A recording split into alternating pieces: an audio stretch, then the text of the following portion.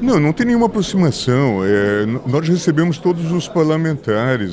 Normalmente, se um parlamentar diz que está trazendo uma observação ou uma reivindicação, normalmente alguma questão do seu estado, a gente recebe pedido de preferência de um processo. Isso é normal. Tanto é que os senhores encontram ali, naquilo que se chamou Salão Branco, a presença de parlamentares a toda hora. Nos intervalos, foi o que ocorreu.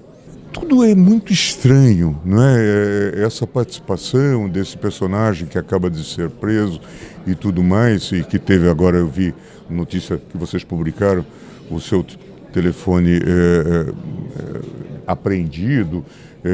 Certamente isso vai ser uma fonte de revelação de dados, contatos. De fato, a gente viveu um momento muito surreal, que não acredito que levaria à ruptura democrática, mas que poderia ter levado talvez a tumultos mais amplos do que aquele que nós tivemos no dia 8, né, de janeiro. Né? Então, acho que é extremamente preocupante e por isso nós devemos estar atentos e focar nas causas.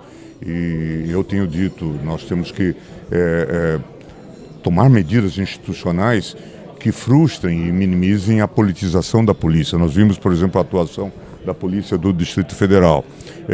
Nós precisamos olhar essa questão, olhar as reformas que precisam ser feitas e acho que isso é absolutamente prioritário para a própria preservação e defesa da democracia. Por falar em reforma, isso atende também o Tribunal Militar, ministro? Eu acho que toda essa questão, a própria reforma sobre participação de militares na gestão, na administração, a questão da inelegibilidade de quem quer se candidatar, quer dizer, dentro de um prazo, uma quarentena, acho que tudo isso precisa ser avaliado e avaliado com urgência. De fato, é extremamente grave. Eu acho que...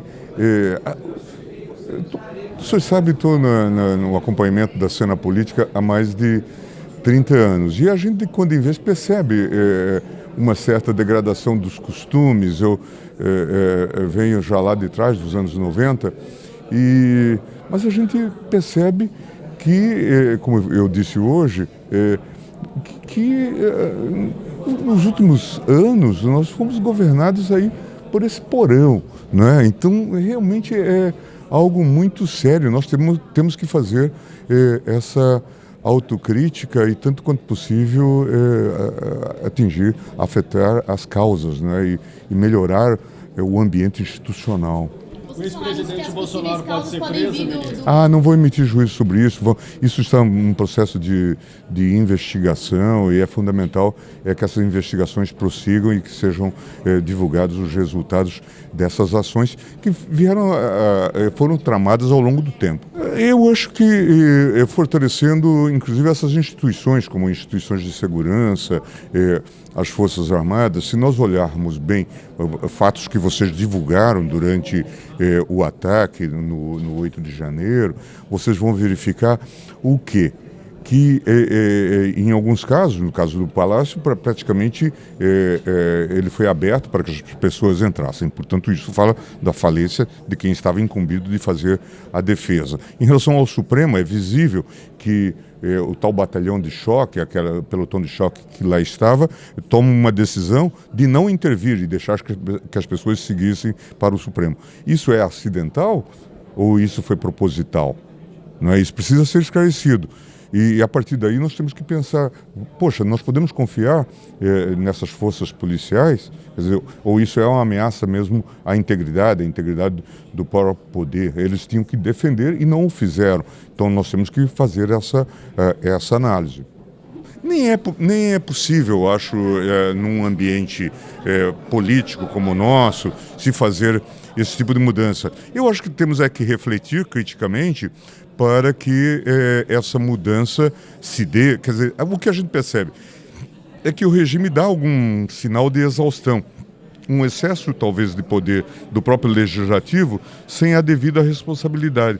Então, talvez valesse a pena refletir sobre a adaptação de um modelo que caminhasse para dar responsabilidade a quem tem maioria no Congresso, designaria quem é o primeiro-ministro, mas o presidente também fecharia uma gama de poderes. Isso tem que ser refletido no tempo. O ministro revelou, inclusive, uma preocupação, que ele disse que já foi praticado pelo Tribunal Superior Eleitoral, em relação à questão das redes sociais. Acho que esse é um tema muito delicado, para o qual nós temos que estar muito atentos.